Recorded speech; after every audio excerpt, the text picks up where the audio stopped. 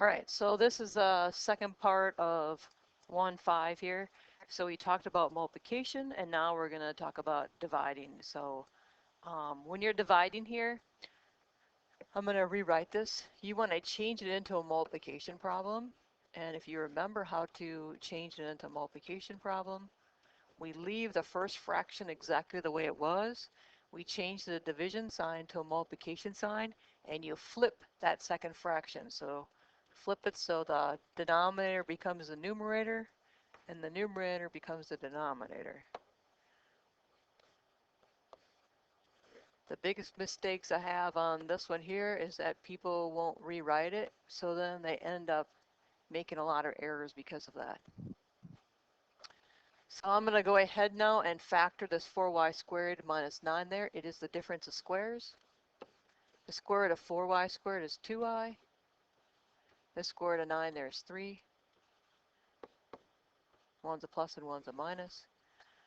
Over here, we can factor that nice trinomial there, put our y's in there.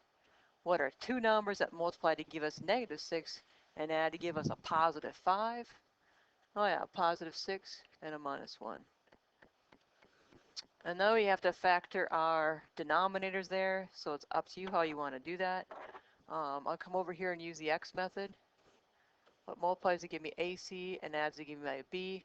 So my AC here is negative 36, and my B value there is 9.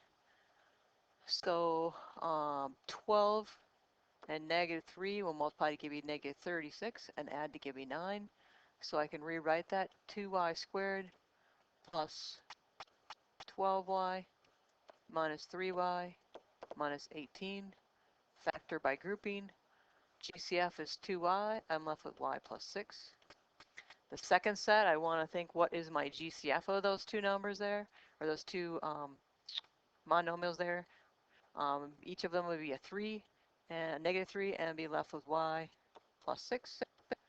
So now seeing that my parentheses there are exactly the same, my GCF is y plus 6, and I'm left with 2y minus 3.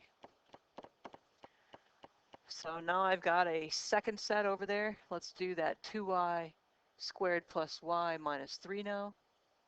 This one right here. So what multiplies to give me AC? My AC here would be negative 6, and adds to give me B. B would be the middle term, which would be 1. So two numbers that multiply to give us negative 6 and add to give us a positive 1, 3 and negative 2. So if I were to rewrite that, it would become 2y squared minus 2y plus 3y minus 3. GCF for the first two there is 2y. What are we left with? Oh yeah, y minus 1. The second set, what's the GCF there? Oh yeah, plus 3. What are we left with? Y minus 1. So now coming up here, they have a GCF of y minus 1 in common, and we're left over there with 2y plus 3. So just like we've been doing all along, 1 at the top crosses out with 1 at the bottom here, as long as we rewrote this as a multiplication problem. So 2y minus 3 is getting crossed out. Oh yeah, 2y plus 3 is getting crossed out. A y plus 6 is getting crossed out, and a y minus 1 is getting crossed out. So everything crossed out. What does that mean? Does that mean we get 0? Or does that mean we get 1 or what? Well, remember when you actually cross these out, these were all 1s that you end up with. So when I multiply straight across, I get 1 over 1, which gives me 1. Basically, if something divided by itself, so whenever you got like 7 divided by 7, you get 1. So letter B here, I'm thinking, oh yeah, another division problem. Let's just rewrite it as a multiplication problem by flipping that second fraction there and writing a multiplication symbol in there. So I get x squared plus 2x plus 1 all over x. And I'm also thinking that I can go ahead and factor that nice trinomial there. The trinomial there is what multiplies to give us x squared x and x. What multiplies to give us 1 and adds to give us 2? Oh yeah, a positive 1 and a positive 1. 1 times 1 gives me 1 and adds to give me 2. So now one term at the top can cross out with 1 at the bottom. So now I've got that nice monomials there on the outsides. I've got that x to the third and that x. If you remember, this is the same thing that we just talked about recently. This is your monomials, which is the powers here. What do we do with our powers over division here? We go ahead and we subtract them. So I've got x to the third divided by x to the first. I get x to the second. There's more at the top. So the top here becomes x to the second.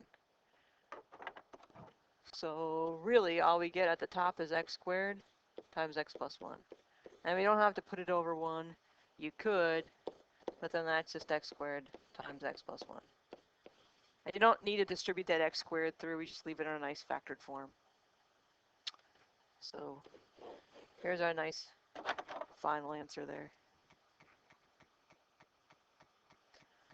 And then letter C here, similarly, we got another division problem here.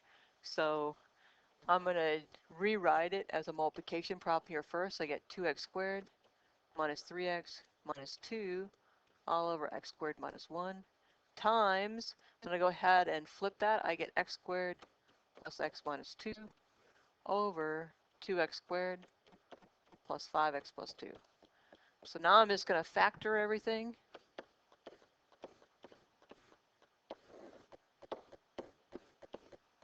And same thing over here. I'm going to put all my factors in here. So this bottom one down here, the first fraction there, the denominator there, x squared minus 1, it's another difference of squares. Square root of x squared is x. Square root of 1 is 1. 1's a plus and 1's a minus. Up here in the numerator, we've got that x squared plus x minus 2. X times x is x squared. Two numbers that multiply to give me negative 2 and add to give me a positive 1.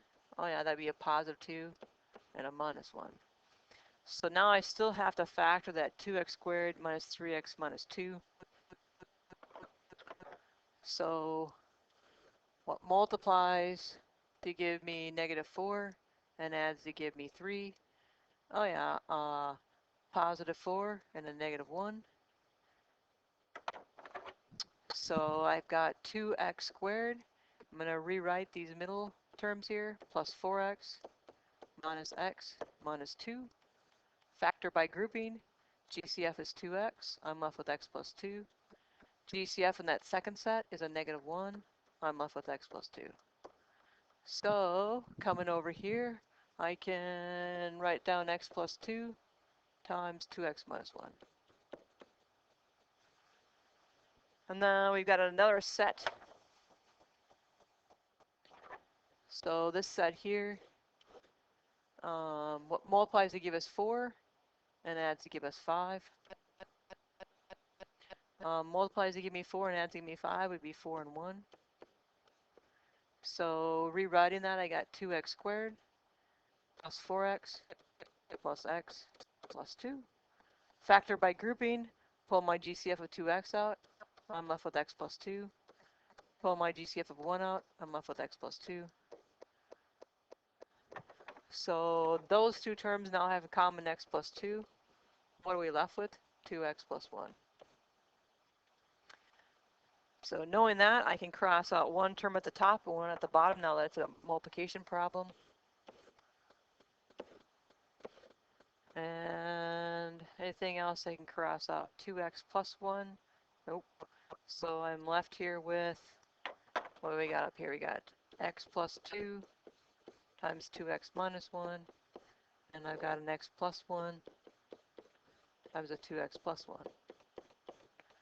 Can't do anything with that. They're not exactly the same. So that is division. We also have some that we can just reduce them down. So to do that, exactly what we've been doing all along, what do we keep doing every single time? We factor and then we cross out. So the first one there, I'm thinking, GCF there is 2x. What am I left with? X minus 1. Down here in the denominator, I have the difference of squares. Square root of x squared is x. Square root of 1 is 1. One's a plus, one's a minus. So what can cross out? The x minus 1's. What are we left with? 2x over x plus 1. And then we've got one here as well. 2x squared minus 3x plus 1. Again, I could use my AC and my B there, or I could use guess and check. So if I use guess and check here, what times what gives me 2x squared? It'd be 2x and x. What multiplies to give me a positive 1, but has to add to give me a negative on the inside. So I've got the minus 1 and a minus 1. Does that work? Yeah, negative 1x and a negative 2x. Adds to give me my middle term there of minus 3x. Maybe I'll put that up here at the top. So then, down here, in my denominator here, that x to the third minus 1 there, if you look over here on the side whiteboard, you'll see a to the third minus b to the third equals a minus b times a squared plus ab plus b squared. We can rewrite that. So x to the third, the cube root of that is a. A is x. The cube root of x to the third is x. And so remember that ends up being our a value. So now let's go ahead and find the cube root of 1 there. It would be 1. So that's our b value. So now you can just simply plug it into the formula over there on the left-hand side of the whiteboard. So plug it in. It says a minus b. Well, that would be x minus 1. And then inside that parenthesis there, we've got a squared, which is x squared, plus ab, which is 1x or just x, and then plus b squared, which would be 1 squared, which would be 1. All right, one term at the top with one at the bottom. Nothing else is exactly the same. So I'm going to rewrite 2x minus 1 all over x squared plus x plus 1.